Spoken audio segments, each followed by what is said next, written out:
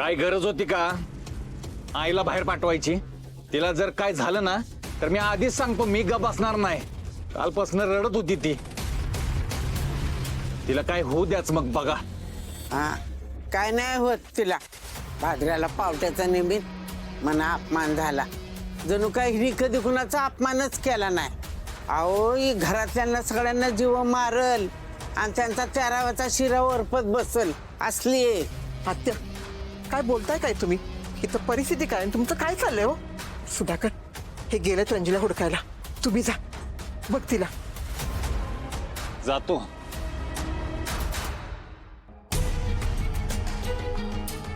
माझी आई जर घरी नाही ना आली तर मी कोणाला माफ नाही करणार. काय झालं? रंजी जीव द्यायला गेलीये. हे सगळं तुझ्यामुळं झालंय. माझ्या आईला जर काय झालं ना तर तुम्ही सगळी जेलमध्ये झाला. पहिलं तुला आत टाकीन. भाऊजी शांत व्हा. एवढं का चिडताय? काय नाही होणार त्यांना. स्वतःला त्रास होईल असं त्या कधीच काय करणार नाहीत. मी चांगलं ओळखून आहे त्यांना.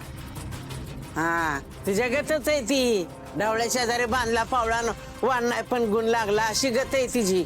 एकानं आग लागली तर दुसऱ्यानं पाणी व्हावं असं कुठं आहे का तुमच्यात? इथे एकाला एक वरचढ अशी नुसती स्पर्धा चालली आहे. काय नाही होणार, नुसतं घरदाराचं वाटोळं होणार आहे. आणि हे सगळे ना त्या नकली गोपाळमुळे होत या. आओ आओ, रंजी रंजी गावली का? नाही गावली. आप्पा, आप्पा हिच्या हट्टामुळे झालंय सगळं. करा अजून कंप्लेंटी. हा, अजून कोणाला द्यायचंय का पोलिसांच्या ताब्यात? सांग, म्हणजे आम्ही जाऊन बसतो तिथं. तेव्हा मिळेल तुझ्या आत्म्याला शांती. मुद्दाम नाही केलं मी. शोधते मी त्यांना. इथंच असतील कुठेतरी. संधीकडे हुडकले आम्ही, आजूबाजूला विचारलं, पण ती नाही तिकडे. मी आत्या, नका तुम्ही काळजी करू एवढी. रागाच्या भरात कुठेतरी रुसून बसले असतील. येत्याल त्या. यायचं तर कवाच आली असती ती. मलाच जावं लागेल तिला हुडकायला. आप्पा, मी आलो तिला बघून.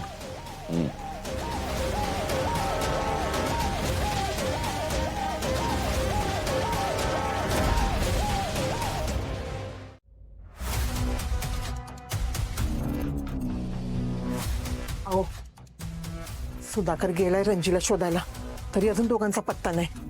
तुम्ही जाऊन थोडं पोलिसात तक्रार करता का? आप्पा, गावली कर. कुठंच नाही दिसले. याला आलीमुळे निघून गेली ती. माझ्या आईने जर जीवाचं काही बरं वाईट केलं ना तुला सोडणार नाही बरं का मी. हे समजा काय होऊन बसलं. रंजी एवढं मनाला लावून घ्यायचं वाटलं नव्हतं. आसपातूर ते आज घर सोडून कधी गेली नव्हती. आजच तिला काय दाढ भरली काय माहित. घरातली एक माणूस नीट वागणं झालाय. सगळ्यांनी मला टेन्शन द्यायचं ठरवलेलं दिसतंय. आता तिच्या माहेरी जाऊन बघायला पाहिजे. तिथं गावली तर चांगलंच आहे, नाही गावली तर मग काय. आता आप्पा, लाले, बघितलं ना तुझ्या वागण्याचा परिणाम काय झाला ते. तू मस्त चांगल्यासाठी केलं असशील ग. आता रंजी सापडते का बघ. कुठं हुडकायची तिला? काय हुडकायची गरज नाही. एक कोलान 17 ठिकाणी याला अशी गत आहे तिची. आल्यापासून नुसती त्रास देतीया. काय नाही, तुम्ही जेवायला वाढायला घ्या. बघा, पाताळात कुठं लपून बसली असली ना तर वासाने लगेच पळत येईल. नाही आली तर तिने स्वतःच्या जीवाचं काही बरं वाईट करून घेतलं तर. ती वय जिरवाचं बरं वाईट करणाऱ्यातली. आज 100 जणाला पोचवील, पण आहे ना स्वतःचा अपमान झाला म्हणून ती काही बरं वाईट करणाऱ्यातली नाही. उलट अपमान करणाऱ्यालाच पोचवल. फुला घे, जेवायला वाढेल घे, बघू येईल ती नंतर. घ्या, तुम्ही जेवून घ्या. तिकडं माझी आई उपाशी राहिली ना तरी चालेल. तिचा पत्ता नाही लागला तरी पण तुम्ही जेवून घ्या. हा, तुम्हाला कोणालाच ना माझ्या आईचं काही पडलेलं नाहीये. माझ्या आईने जर स्वतःच्या जीवाचं बरं वाईट काही करून घेतलं ना तर मी सरळ पोलीस स्टेशनात जाईन आणि तिथे जाऊन मिसिंग कंप्लेंट नोंदवीन. फुलाताई, ओ फुलाताई, आली का रंजी? नाही आली अजून. जीव द्यायला गेले असणार आहे. येईलच आता. काय बाई, काय पोरग बोलतो या. अहो, नाही, आमच्या घरातले माणसं बोलतात. अगो बया, आजच जायचं होतं वय. आता उद्या आमच्या पाहुण्याच्यात लगीन हाय. आता रणजीचं काही बरं वाईट झालं तर आम्ही कसं जायचं बरं का?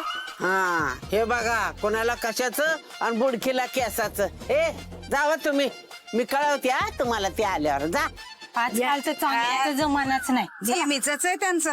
जा. लागेल अजून गोपाय बी आला नाही का अजून? हा येतीलच इतक्यात. काहीतरी कामात अडकले असते. असंच पाहिजे.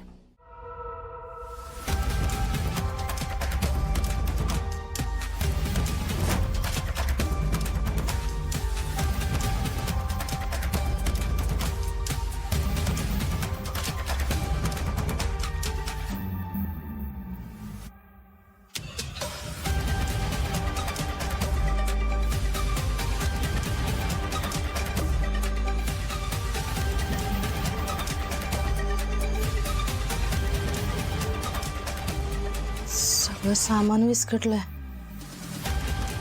नक्कीच या खोलीची कोणीतरी झडती घेऊन गेलेलं दिसतंय. कोण असेल?